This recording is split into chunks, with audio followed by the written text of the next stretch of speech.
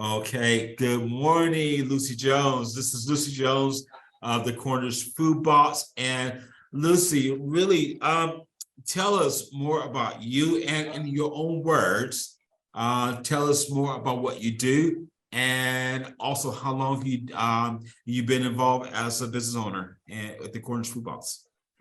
Yeah, thank you, Charles. So my name's Lucy Jones. I founded the Cornish Food Box company back in 2010 with my sister Tor. So we deliver local food, primarily Cornish food, to businesses, households across Cornwall, but also across the rest of the UK as well. So for us, it's about industries, jobs, employment in Cornwall, and about getting really delicious produce from Cornwall out to people's plates. Oh, wow. Great, great. I heard so much about you. I've been to your premises before as well, and just been really impressed, what you have, and been on your website, especially for the Christmas hampers and all that as well. So that looks really, really appealing. So my wife and I were like thinking, okay, we need to get in this. So tell me, obviously, you're delivering to different businesses, but how's your online presence been effective here in Cornwall and across the nation? Yeah, well, we're an online business. We did used to have a shop in Truro, but we closed it at the start of COVID. Yeah. But primarily, we're an e-commerce business. So for us, the idea with setting up the business was about ensuring that people, no matter where you were, could get hold of Cornish produce really easily.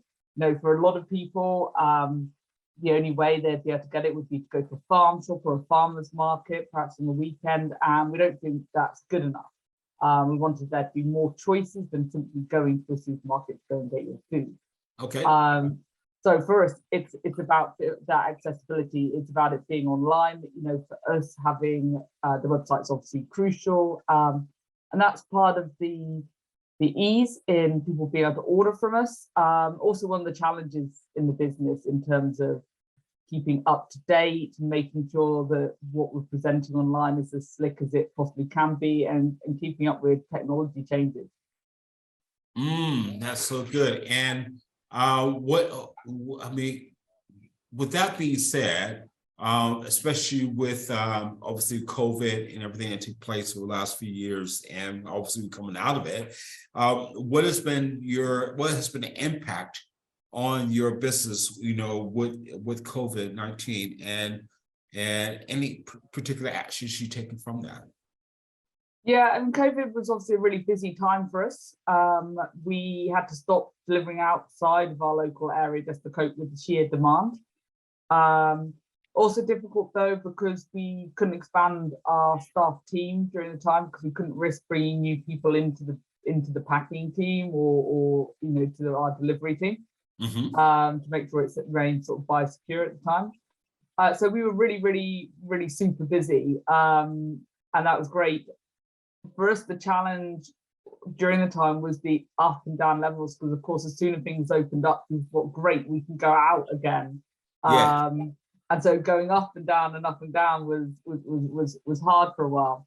And now, of course, we'll come out the other end. We're facing an economic crisis, and of course, a living crisis. And so for us, it's about making sure that our customers realize that we're not a luxury item, for times when you feel you can afford it, that what we're selling is normal food from farms down the road from you. And so about making sure that people understand that we are competitive on pricing as well.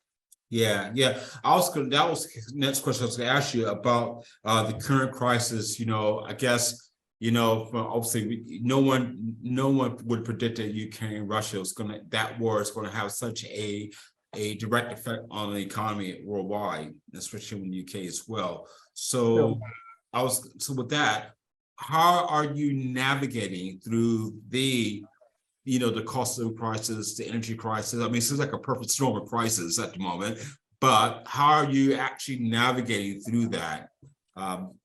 Yeah, I think it's difficult for all businesses at the moment, particularly smaller businesses have less ability to cope with the shocks of those changes. You know, when you're smaller, that's harder. I think for a lot of people, it's a real cost of living crisis that they're really struggling to pay the bills, and that's hard. For a number of other people, I think they are a bit more shielded from it, that they aren't impacting in the same way. I mean, we're seeing price rises everywhere. I mean, we've all seen it in the supermarkets, the price rises, etc. I suppose what we hope, by the fact that we're sourcing so much locally, that our prices won't rise as fast as perhaps they're being seen in the supermarket. B, that those people that can still afford to shop locally and can make those conscious choices continue to do so for the right reasons of supporting the local economy, for their environmental reasons as well, about buying locally. I mean, I think one of the things that we saw during COVID was how important our local food chains actually are, when suddenly the supermarket shelves are empty, because actually we can't just fly things in from everywhere, you know? That's right. That's right.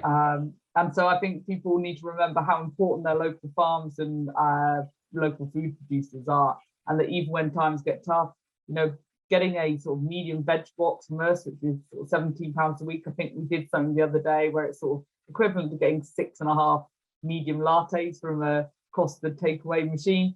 You know, people will go and buy a Costa coffee and not even think about it, but then sort of think, oh, you know, should I be spending that on my vegetables? Well, the vegetables probably should come first. You know, that way you're feeding your family, you're making healthy meals, you're buying locally, and you're making the right choices environmentally. So I think there's lots of reasons for why people would continue to buy locally, even in a cost of living crisis.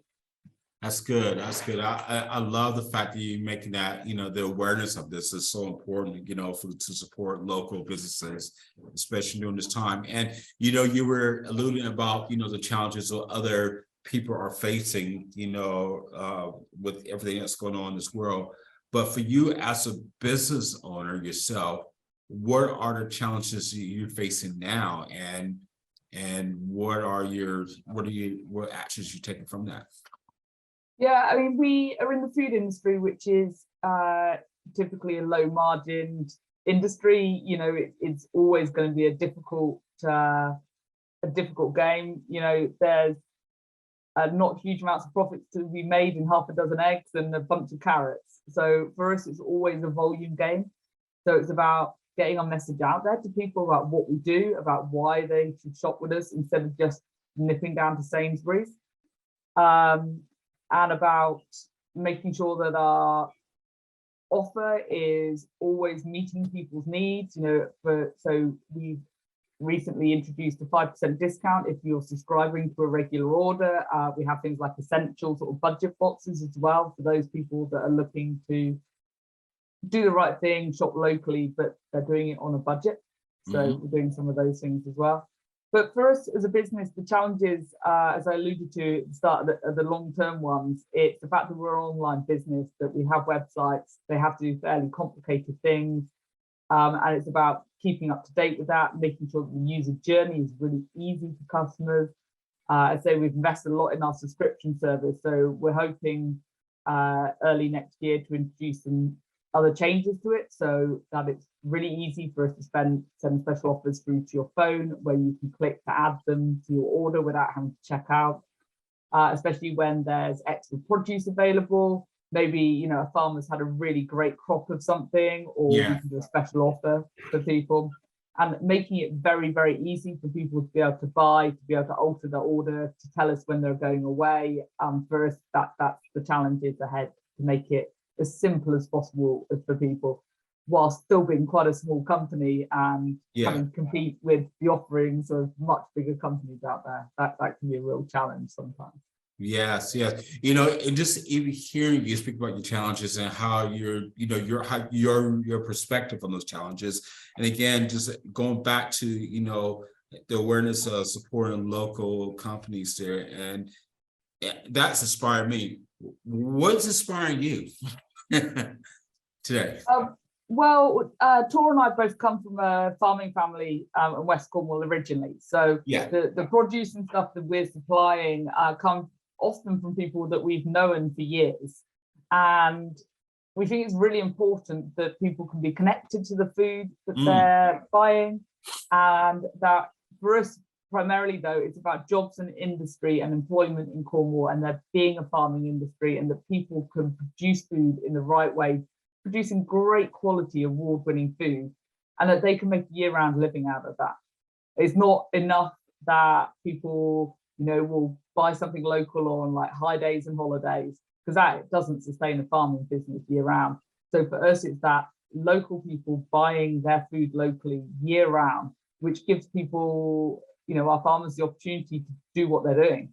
If you're raising animals, you can't have it where you've got 10 times the amount going out the door, during the summer as opposed to in the winter. And so for us, it's about that year-round sustainable business for our farmers, that we have consistent orders coming through the door for them. Yes. I hear that. And what have you learned about yourself? I mean, since you've been a business owner, what have you learned about yourself as a business leader and going forward in your journey? Well, I think anyone who runs a business is learning continuously. I hadn't run a business before I started this one. Both my parents own businesses, so I guess I had some insight into what it's like. But I think you need to be bold and ambitious about what you're doing. I think when you first start off, you're quite reticent about what you're doing and what you're offering. And I think you need to be confident about where you're going and why what you're doing is great, and not be afraid to say about that. Yes. And I think it is that continual learning, that there'll always be something new. You'll never know it all, and you'll make mistakes along the way, and that's okay. I can't think that there's anyone who's in business who hasn't made mistakes. And all you can do is go forward from that. There's no point beating yourself up about the things that you should have done or the opportunities you missed. Yes. You need to just go forward and learn from those things. But it's a learning day, every day. And I think having confidence, as said, in what you're doing and what you're offering is important. That's great. And what advice would you give to a 18-year-old? Let's say an 18-year-old wants to start their own business. And what piece of advice would you give them, and say, okay, you start this business, but I just want to just be able to just give you advice on certain areas of starting a business. What would that be? I think if you're 18, I'd suggest you went and worked with some other people first. Yep. I think that it's invaluable. You may not know enough at that point, but if you really do want to go and do it, you need to have a plan. We had a business coach who said to us once, you can't get to where you're going unless you know where that place is. And then you need to work out where it is you want to get to. And then you need to work back from that and have a stage plan of how you're going to get there. Because you can't get somewhere unless you know where it is. So you need to have that plan. You need to know where you're going to get to. You need to know that with the best laid plans, things are going to mess up. You're not going to hit all the targets all the time. Yeah. And so you need to have a plan there in the first place. You need to know what your direction of travel is and what you're doing and why. Yeah. And I think the other thing is about remaining focused. What is it that your business is set up to do? And then don't do half a dozen other things. Yeah. Do the thing that you're set up to do. Yeah, totally get that.